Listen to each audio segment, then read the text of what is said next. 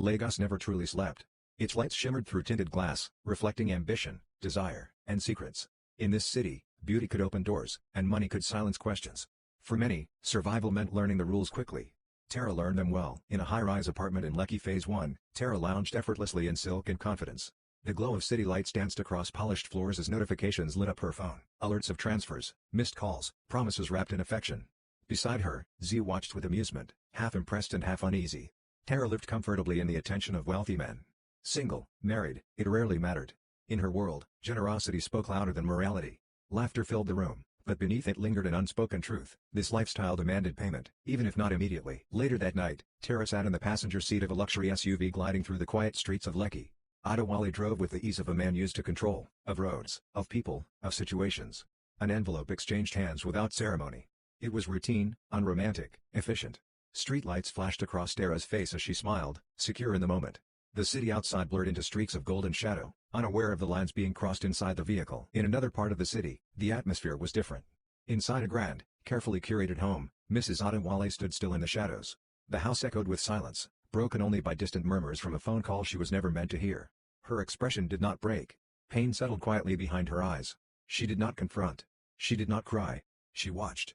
And she remembered. Days later, sunlight filled a stylish cafe in Victoria Island. Tara looked radiant, untouched by consequence, speaking casually of trips, gifts, and men who promised more. Z listened, less convinced.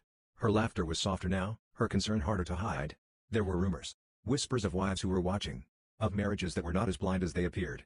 Tara dismissed them with ease. Lagos had always rewarded her confidence. Why would it stop now?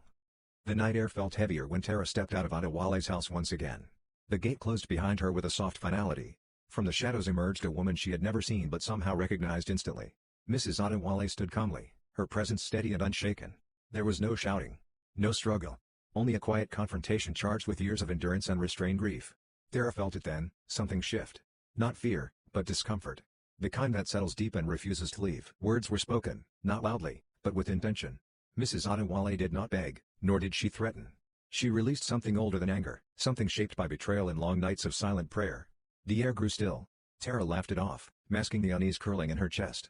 She walked away, heels clicking confidently against the pavement, unaware that this moment would echo far longer than any argument. Time passed, and the city moved on. But Tara's phone grew quieter.